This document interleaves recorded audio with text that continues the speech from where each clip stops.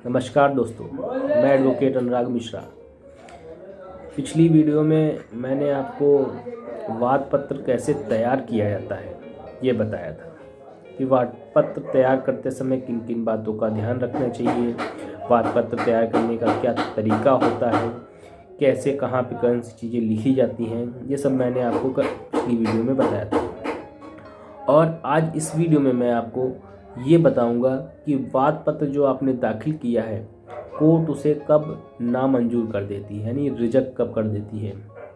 तो कोर्ट किन आधारों पर रिजेक्ट करती है, वे आधार हमें सीपीसी के ऑर्डर 7 रूल 11 में दिए गए हैं। इन्हीं आधारों पर आपकी प्लेंट रिजेक्ट की जाती है। तो इन बातों का अगर हम ध्यान रखेंगे तो हमारी प्लेंट रिजेक्ट नहीं होगी। तो एक एक करके इन आधारों को जानते हैं। तो पहला आधार जो है, जिस आधार पर आपकी प्लेंट जो है वो रिजेक्ट की जाती है, वो पहला आधार है कि आपने कॉज ऑफ एक्शन, यानी जो मुद्दा है विवाद का, उसे अपनी प्लेंट में नहीं दिखाया है, नहीं दर्शाया है, तो उस आधार पर आपकी प्लेंट रिजेक्ट कर दी जाएगी। तो पहला आधार हो गया कि कॉज ऑफ एक्शन, यानी जो विवाद का मुद्दा है उसे ही आपने अपनी प्लेंट में नहीं लिखा है, तो आपकी प्लेंट रिजेक्ट हो जाएगी। दूसरा जो आधार है वो है कि मूल्यांकन कम किया गया, यानी जो आपने रिलीफ मांगी है उस रिलीफ में उस प्रॉपर्टी की वैल्यूएशन आपने कम दिखाई है, तो उस आधार पर भी आपका जो दावा है वो नामंजूर कर दिया जाएगा, यानी रिजेक्ट कर दिया जाएगा। लेकिन इसके ऊपर एक शर्त है। इसके ऊपर एक शर्त ये है कि यदि कोर्ट चाहती है कि आप इसमें संशोधन कर दें, यानी वैल्यूएशन को बढ़ा लें और पर्याप्त जो न्याय शुल्क है वो भी अदा कर दें, तो उसके लिए आपको कोर्ट एक समय देगी और उस समय के अंतर्गत आपने अगर वो गलती सुधार ली है अपनी प्लेंट में, तो आपकी प्लेंट उस आधार पर नामंजूर नहीं की जाएगी, क्योंकि आपने गलती को सुधार लिया है। इसी तरह से अगर आपने कोर्ट फीस भी कम दी है और कोर्ट फीस कम दे करके मुकदमा दाखिल किया है, प्लेंट दाखिल की है, तो इसमें भी वो कोर्ट आपको एक अवसर देगी कि इस गलती को भी आप सुधार लें, अन्यथा आपका दावा जो है वो, यानी प्लेंट जो है, रिजेक्ट कर दी जाएगी। तो इन दो कंडीशनों में, यानी सेकंड और थर्ड कंडीशन में कोर्ट आपको एक अवसर दे सकती है कि इस गलती को सुधार लें, अन्यथा मैं आपका प्लेंट रिजेक्ट कर दूंगा। अगर आप उस गलती को विद इन टाइम सुधार लेते हैं तो आपका दावा जैसा कि था वैसा ही प्रारंभ आगे चलता रहेगा।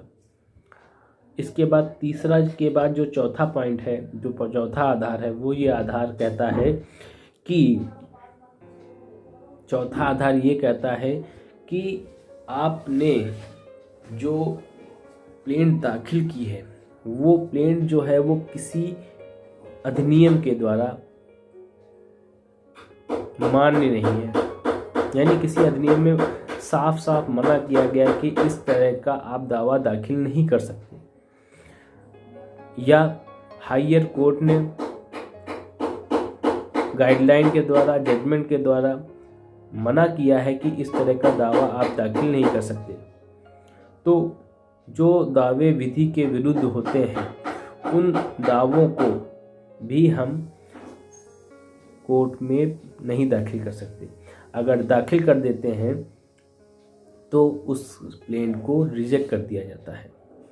ये चौथा जो आधार है, बेसिकली बहुत ही प्लेंट में ये गलती होती है जिसके आधार पर कोर्ट इस प्लेंट को रिजेक्ट कर देती है। बहुत सारे निर्णय भी हैं, बहुत सारे जजमेंट भी हैं और बहुत सारी त्रुटियां जो होती हैं वो इसी आधार पर खारिज की जाती है, यानी नामंजूर की जाती है। इसके बाद जो 5 के बाद जो छठा पॉइंट है वो ये बताता है कि जब आप प्लेंट दाखिल करेंगे तो उसके साथ उसकी 2 प्रतियां संलग्न की जाएंगी। यदि आप 2 प्रतियां संलग्न नहीं करते हैं उस स्थिति में भी आपका दावा जो वाद पत्र है वो नामंजूर कर दिया जाएगा। छठा पॉइंट ये कहता है कि नियम 9 का पालन करना चाहिए। अगर आपने नियम 9 का पालन नहीं किया है, नियम 9 ये जो कहता है, हमारा ऑर्डर 7 का नियम 9 ये कहता है कि जब वाद दाखिल हो जाता है उसके बाद प्रतिवादियों पर सम्मन के द्वारा तलबी होती है तो उसका जो शुल्क होता है उसे आपको 7 दिन के अंतर्गत देना होता है। अगर आप वो दे देते हैं तो आपका दावा नामंजूर नहीं किया जाएगा। तो मैंने आपको 6 आधार बताए जिनके आधार पर आपका जो वाद पत्र है वो नामंजूर किया जा सकता है। आप अगर इन 6 बातों को ध्यान रखेंगे और अपनी प्लेंट में इस तरह की गलती नहीं करेंगे तो आपकी प्लेंट रिजेक्ट नहीं की जाएगी। तो सभी अधिवक्ताओं से मेरा यही कहना है कि इन नियमों का पालन करें जिसके आधार पर आपका जो दावा है, वाद पत्र है, वो कहीं भी रिजेक्ट ना किया जा सके। धन्यवाद।